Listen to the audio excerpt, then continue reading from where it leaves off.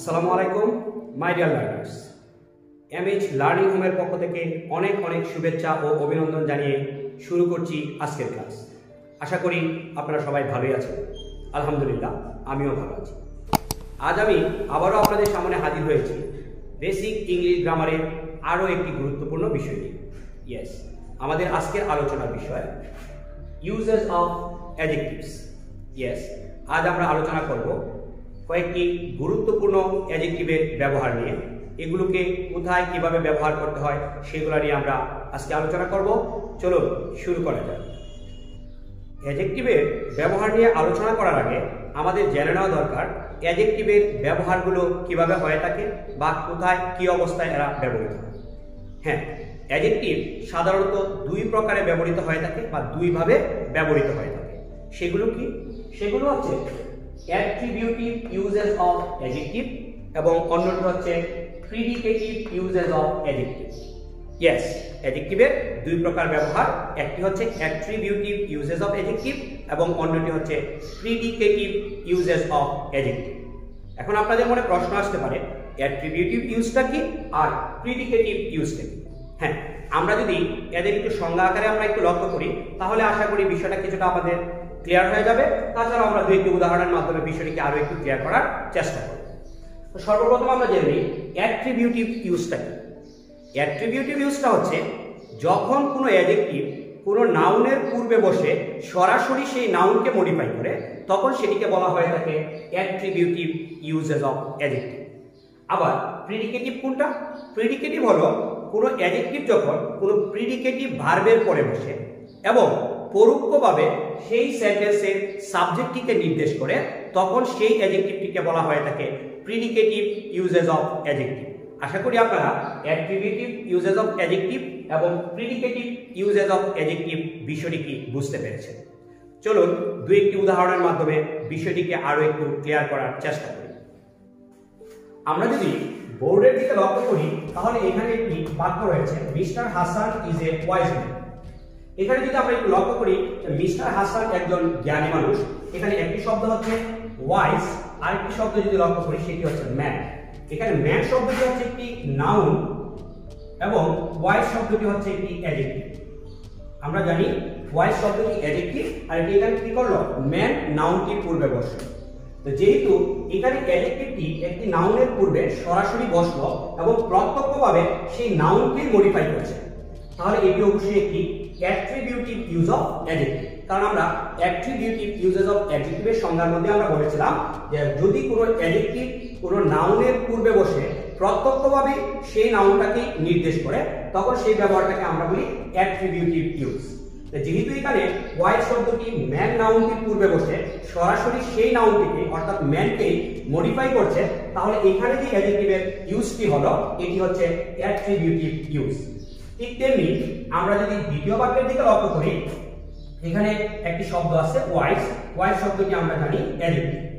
আর যেহেতু এখানে ওয়াইজ শব্দটি কি হলো, এখানে ইজ আছে একটি বিভাগ, তারপরে একটি অ্যাডজেক্টিভ বসলো ওয়াইজ এবং সেটি কি করলো, পরোক্ষভাবে এই সেন্টেন্সে যে সাবজেক্ট মিস্টার হাসানকে নির্দেশ করছে, তাহলে আমরা অবশ্যই বলতে পারি এটি হচ্ছে একটি প্রিডিকেটিভ ইউজেস অফ অ্যাডজেক্টিভ। কারণ কি? কারণ প্রিডিকেটিভ ইউজেস অফ অ্যাডজেক্টিভের সংজ্ঞার মধ্যে আমরা বলেছিলাম কোনো অ্যাডজেক্টিভ যখন প্রিডিকেটিভ ভার্ব অর্থাৎ বিভার্বের পরে বসে এবং ওই সেন্টেন্সের সাবজেক্টকেই পরোক্ষভাবে নির্দেশ করে তখন সেটাকে বলা হয় প্রিডিকেটিভ ইউজেস অফ অ্যাডজেক্টিভ। আশা করি আপনারা প্রিডিকেটিভ ইউজেস অফ অ্যাডজেক্টিভ বিষয়টিকে সেটিও বুঝতে পারছেন এবং অ্যাট্রিবিউটিভ ইউজেস অফ অ্যাডজেক্টিভ বিষয়টি কি সেটিও আপনারা বুঝতে পেরেছেন। অনেক ধরনের অ্যাডজেক্টিভ আমরা আমাদের দৈনন্দিন জীবনে ব্যবহার করে থাকি, আর সেখান থেকে কয়েকটি গুরুত্বপূর্ণ অ্যাডজেক্টিভ এবং এদের ব্যবহার নিয়ে আমরা আজকে আলোচনা করব। চলুন আমাদের মেইন টপিকে চলে যাওয়া যাক।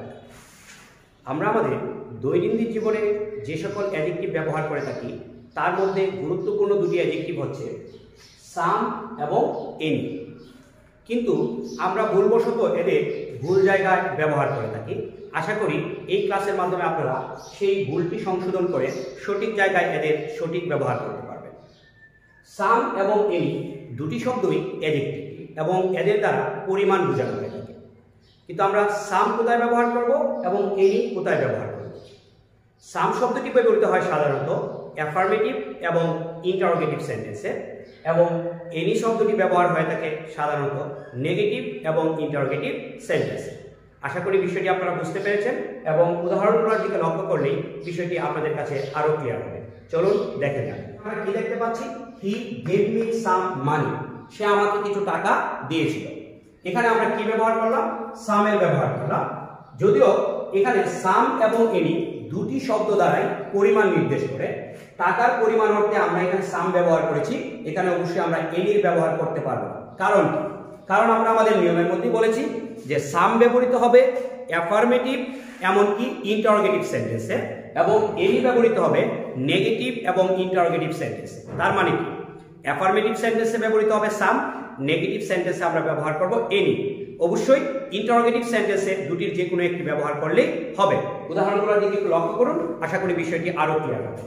যেহেতু প্রথম বাক্যটি আমাদের ছিল অ্যাফার্মেটিভ, তাই এখানে পরিমাণবাচক করতে যদি আমরা সাম বা এনি ব্যবহার করতে চাই, তাহলে আমরা অবশ্যই কি ব্যবহার করব? ইয়েস, আমরা অবশ্যই সাম ব্যবহার করব।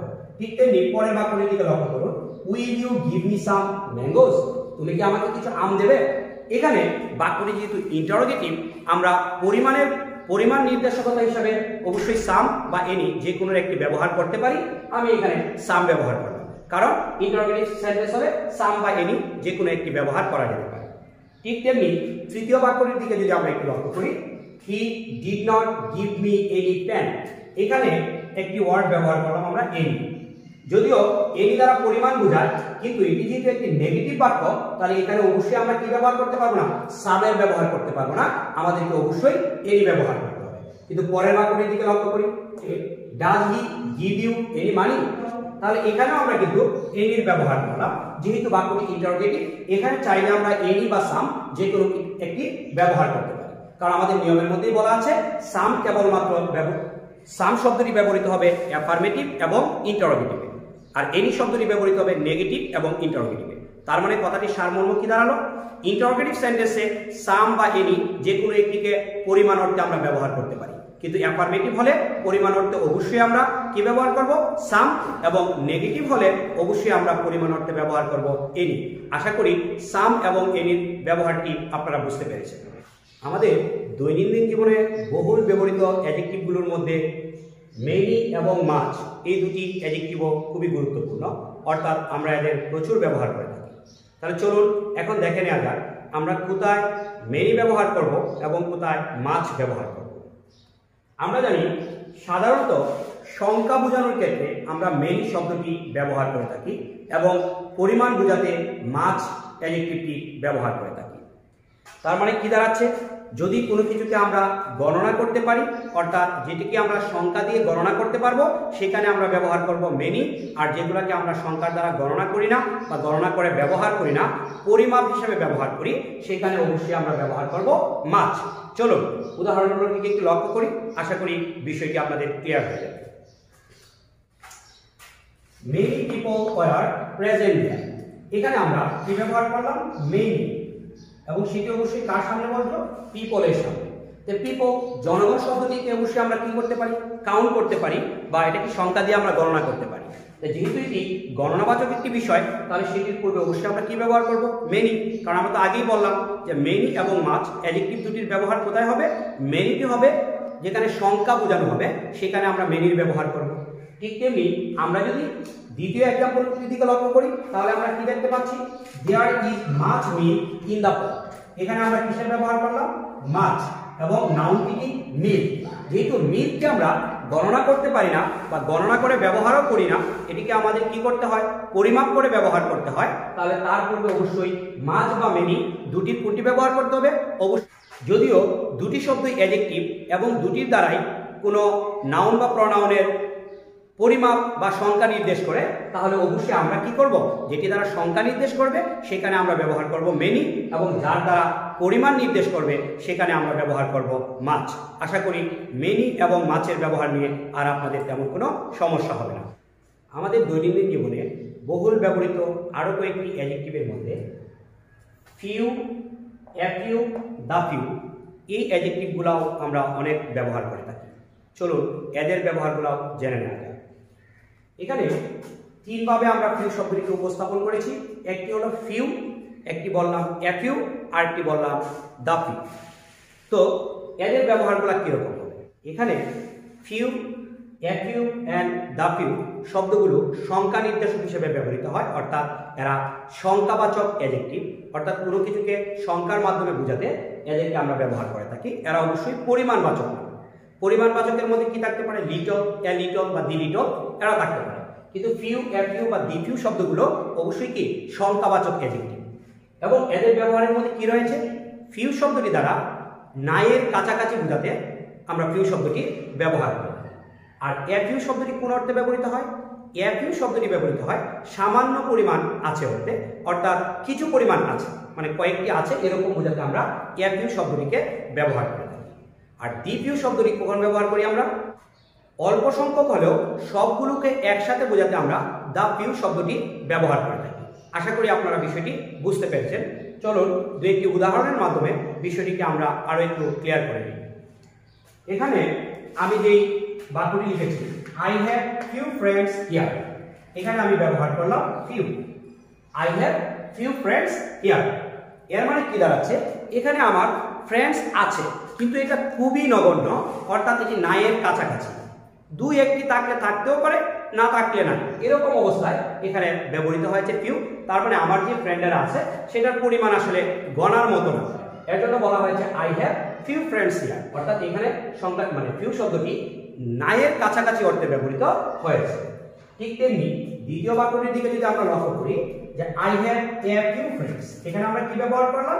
এ ফিউ ফ্রেন্ডস, অর্থাৎ আমার সামান্য পরিমাণ বন্ধু বান্ধব আছে, অর্থাৎ দুইটা চারটা বন্ধু থাকতে পারে, যেটা এলাকার তুলনায় বা ওইখানকার বন্ধুত্বের তুলনায় এটা সংখ্যা খুবই কম, কিন্তু এটা নায়ের কাছাকাছি না, নায়ের কাছাকাছি থেকে একটু বেশি, অর্থাৎ দুই চারজন আছে এরকম বোঝাতে এ ফিউ শব্দটি ব্যবহৃত হয়েছে। আবার পরের বাক্যে আমরা কি বললাম? পরের বাক্যে বললাম the few friends I have are not coming. এই এলাকায় আমার কয়েকটা বন্ধু বান্ধব আছে, খুব বেশি নাই, খুবই সামান্য পরিমাণ বন্ধু বান্ধব আছে, কিন্তু তাদের সবাই আসার কথা ছিল, এখন তারা আসছে না। অর্থাৎ এখানে কি করছে? এখানে দ্য ফিউ শব্দটি দ্বারা মূলত অল্প সংখ্যক বন্ধুকে বোঝাচ্ছে, কিন্তু তাদেরকে একসাথে বোঝানো হচ্ছে। অর্থাৎ যখন আমরা ফিউ বলবো তখন একদম সংখ্যাটা কি হবে? নায়ের কাছাকাছি বোঝাবে। আবার যখন এ ফিউ বলবো সেটা সামান্য পরিমাণ বোঝাবে। আবার দ্য ফিউ যখন বলবো সেটাও সামান্য পরিমাণ বোঝাবে, কিন্তু সবাইকে একত্রে নির্দেশ করবে। তাহলে আমরা আশা করতে পারি আপনারা few, a few and the few বিষয়টি কি বুঝতে পেরেছেন এবং এখন থেকে এদের যথাযথ ব্যবহার করতে পারবেন। দৈনন্দিন জীবনে বহুল ব্যবহৃত আরো কয়েকটি অ্যাডজেক্টিভের মধ্যে little, a little and the little, এই অ্যাডজেক্টিভগুলো আমরা অনেক ব্যবহার করে থাকি। চলুন জেনে নেওয়া যাক এদের সঠিক প্রয়োগ পদ্ধতি। এখানে আমরা আরো একটি কথা বলে নিই, আমরা little, a little, the little, এমনকি ফিউ, এ ফিউ বা দ্য ফিউ শব্দগুলোকে আমরা ব্যবহার করতে গিয়ে একটু সমস্যায় পড়ি। কিরকম? আমরা কেউ লিটলের জায়গায় ফিউ, ফিউয়ের জায়গায় লিটল ব্যবহার করি, এক্ষেত্রে সমস্যা নিতে পারে। কারণ সবটুকু দ্বারা আমরা মনে করি যে একই রকম অর্থই তো, অর্থগত দিক থেকে যেহেতু এদের তেমন কোনো পার্থক্য আমাদের চোখে ওইভাবে পড়ে না, সেই ক্ষেত্রে এদের ব্যবহারটা আমরা করতে গিয়ে ঝামেলা করে যাই। আমাদেরকে অবশ্যই মনে রাখতে হবে ফিউ, এ ফিউ এবং দ্য ফিউ শব্দগুলোকে আমরা সংখ্যা নির্দেশক হিসেবে ব্যবহার করব, অর্থাৎ সংখ্যাবাচক হিসেবে ব্যবহার করব। অর্থাৎ কোনো কিছুকে যদি মানে গণনাবাচক হয় তাহলে সেই ক্ষেত্রে আমরা কি করব? ফিউ, এ ফিউ বা দ্য ফিউ শব্দটা ব্যবহার করব। কিন্তু লিটল শব্দটাকে আমরা কোথায় ব্যবহার করব? পরিমাপবাচক হিসেবে। অর্থাৎ আমরা যদি কোনো কিছুকে পরিমাপ করে ব্যবহার করি, যেগুলোকে আমরা গণনা করে ব্যবহার করি না, অর্থাৎ যেগুলো আনকাউন্টেবল, সেখানে আমরা ব্যবহার করব লিটল, এ লিটল অথবা দি লিটল। আর ফিউ শব্দগুলোকে অবশ্যই আমরা কাউন্টেবল শব্দের পূর্বে, অর্থাৎ কাউন্টেবল নাউন বা প্রনাউনের পূর্বে few, a few, the few শব্দগুলো ব্যবহার করব। এখন চলুন little, a little and the little শব্দগুলোর অর্থগত দিক দেখি এবং এদের প্রয়োগগত দিকটা আমরা একটু দেখে নিই। লিটল শব্দটি অর্থ নায়ের কাছাকাছি বোঝাতে লিটল ব্যবহৃত হবে। এ লিটল ব্যবহৃত হবে সামান্য পরিমাণ আছে, অর্থাৎ নায়ের কাছাকাছি একটু বেশি, যেটা আছে মোটামুটি একদম সামান্য পরিমাণ হলেও আছে, এরকম অর্থে আমরা ব্যবহার করব এ লিটল। আর দ্য লিটল শব্দটাকে ব্যবহার করব সামান্য পরিমাণ কিন্তু সবটুকুকে একসাথে বোঝানোর অর্থে দ্য লিটল শব্দটি ব্যবহার করব। চলুন উদাহরণগুলোর দিকে লক্ষ্য করি, আশা করি বিষয়টি আপনাদের কাছে আরো ক্লিয়ার হয়ে যাবে। এখানে আমরা যে শব্দটি ব্যবহার করছি, there is little water at the bottom of the jar, অর্থাৎ জারের তলদেশে সামান্য পরিমাণ পানি আছে। এটি কতটুকু পরিমাণ? এটি নাই বললেই চলে, যেটাকে আমাদের আর কোনো কাজে ব্যবহার করার মতো অবস্থা নাই। এতটুকু পরিমাণ পানি আছে যেটি নাইয়ের কাছাকাছি, তাই আমরা এখানে কি ব্যবহার করলাম? লিটল শব্দটি ব্যবহার করলাম। আর এখানে লক্ষ্য করলে বুঝতে পারবেন ওয়াটার শব্দটি অবশ্যই আনকাউন্টেবল, আর আনকাউন্টেবল হলে আমরা লিটল বা দা লিটল বা এ লিটল শব্দটি ব্যবহার করব। এখানে ফিউ বা এ ফিউ বা দা ফিউ ব্যবহার করা যাবে না। ঠিক তেমনি পরের বাক্যটির দিকে যদি আমরা লক্ষ্য করি, give me a little milk, এখানে যে শব্দটি আমরা ব্যবহার করলাম এ লিটল, এ লিটল দ্বারা কি বোঝাচ্ছে? এ লিটল দ্বারা বোঝাচ্ছে সামান্য পরিমাণ, খুবই অল্প পরিমাণ, কিন্তু সেটা লিটলের চেয়ে একটু বেশি, যেটি আছে মোটামুটি একটা পরিমাণ যেটা আছে, যেটাকে ব্যবহার করা যাবে, এরকম সামান্য পরিমাণ আছে। আর লিটল বললে কিন্তু একদম নাইয়ের কাছাকাছি। সুতরাং এখানে এ লিটল শব্দটি কি পরিমাণে ব্যবহৃত হলো? সামান্য পরিমাণ।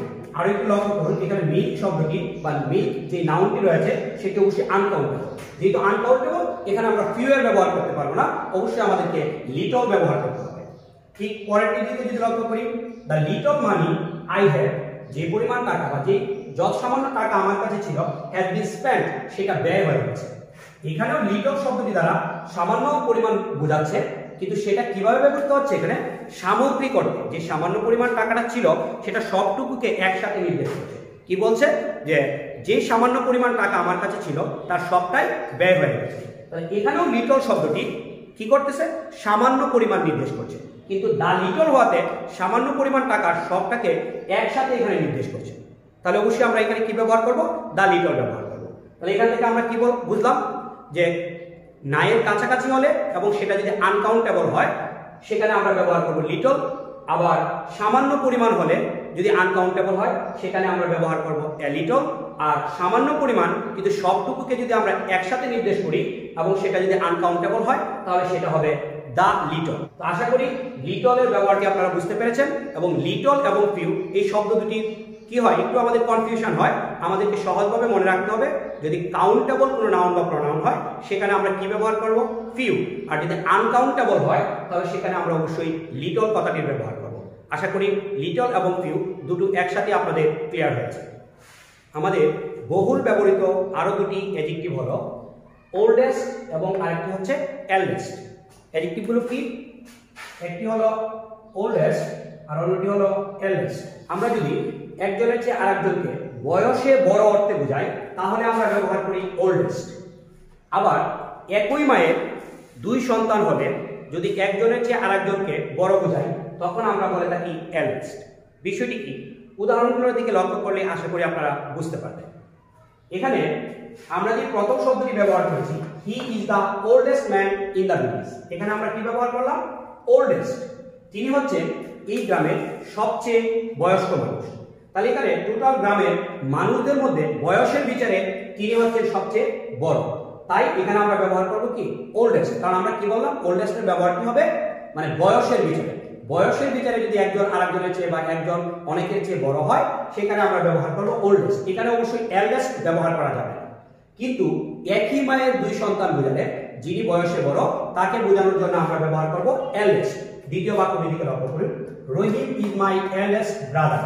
এখানে আমরা যে শব্দটি ব্যবহার করলাম এল্ডেস্ট, এখানে রহিম কি? আমার বড় ভাই। আমরা দুজনই একই মায়ের সন্তান, কিন্তু রহিম আমার চেয়ে বয়সে বড়। অর্থাৎ একই মায়ের দুই সন্তানের মধ্যে যদি একজন আরেকজনের চেয়ে বয়সে বেশি বড় হয় তখন আমরা সেখানে ব্যবহার করব এল্ডেস্ট। আর তাছাড়া অন্য কোনো ক্ষেত্রে যদি একজন আরেকজনের চেয়ে বয়সে বেশি বড় হয় সেখানে আমরা ব্যবহার করব ওল্ডেস্ট। আশা করি এল্ডেস্ট এবং ওল্ডেস্ট এই বিষয়টি আপনারা বুঝতে পেরেছেন। বহুল ব্যবহৃত আরো দুটি অ্যাডজেক্টিভ হচ্ছে আইদার অ্যান্ড নাইদার। আমরা এদেরকে ব্যবহার করে থাকি, যদিও দুটি অ্যাডজেক্টিভ, এদের অর্থগত দিক বিশ্লেষণ করে আমাদের ব্যবহার করা উচিত। আইদার শব্দটি দ্বারা সাধারণত যে কোনো একটিকে বোঝানো হয়, অর্থাৎ অনেকগুলো বিষয় বা দুটি বিষয় থেকে যে কোনো একটিকে বোঝাতে আমরা আইদার শব্দটি ব্যবহার করে থাকি, এবং নাইদার শব্দটি কোনোটি না অর্থে ব্যবহৃত হয়। চলুন উদাহরণগুলোর দিকে লক্ষ্য করি, আশা করি বিষয়টি আপনাদের আরো ক্লিয়ার হবে। প্রথম বাক্যে বলা হচ্ছে take either of the pens. কলমগুলো থেকে যে কোনো একটি কলম নাও। এখানে আইদার অ্যাডজেক্টিভটি তাহলে কি অর্থে ব্যবহৃত হলো? যে কোনো একটি অর্থে। এখানে যটি কলমই আছে তার মধ্যে থেকে যে কোনো একটি নেওয়ার কথা এখানে বোঝানো হচ্ছে। কিন্তু দ্বিতীয় বাক্য লক্ষ্য করুন, I shall take neither of the pens. এখানে যে কলমগুলো রয়েছে তাদের মধ্য থেকে কি করা হবে না, কোনোটাই নেবে না, অর্থাৎ যত কলমই থাকুক সেখান থেকে কোনোটিকেই নেওয়া হবে না, অর্থাৎ আমি কোনো কলমেই নেব না। এক্ষেত্রে আমরা কি বলতে পারি, যে কোনো একটি নেওয়া অর্থে বা যে কোনো একটি অর্থে আইদার ব্যবহৃত হবে আর কোনোটি না অর্থে নাইদার ব্যবহৃত হবে। আশা করি যদি আমরা আইদার এবং নাইদার এই দুটি অ্যাডজেক্টিভকে আমরা ব্যবহার করি সেই ক্ষেত্রে আমরা এই বিষয়টি বিবেচনা করে ব্যবহার করব। এরকম আরো অনেক অ্যাডজেক্টিভ রয়েছে যেগুলোর ব্যবহার নিয়ে আমরা পরবর্তী কোনো একদিন ক্লাস নেওয়ার চেষ্টা করব। তারপরেও আপনাদের যদি বিশেষভাবে কোনো প্রশ্ন থেকে থাকে সেটি অবশ্যই আপনারা আমাকে কমেন্ট বক্সে জানাতে পারেন, আমি আমার সাধ্যমতো চেষ্টা করব সেগুলোর উত্তর দেওয়ার। আশা করি আমার ক্লাসটি আপনাদের ভালো লেগেছে, আর আমার ক্লাসটি যদি আপনাদের ভালো লেগে থাকে আশা করতেই পারি আপনারা আমার পাশেই থাকবেন। সেই সাথে লাইক, কমেন্ট এবং শেয়ারের মাধ্যমে আপনারা আমাকে অনুপ্রাণিত করবেন। আমার চ্যানেলটিকে সাবস্ক্রাইব করতেও ভুলবেন না। আজকে এই পর্যন্তই। ভালো থাকুন, সুস্থ থাকুন, আল্লাহ হাফেজ।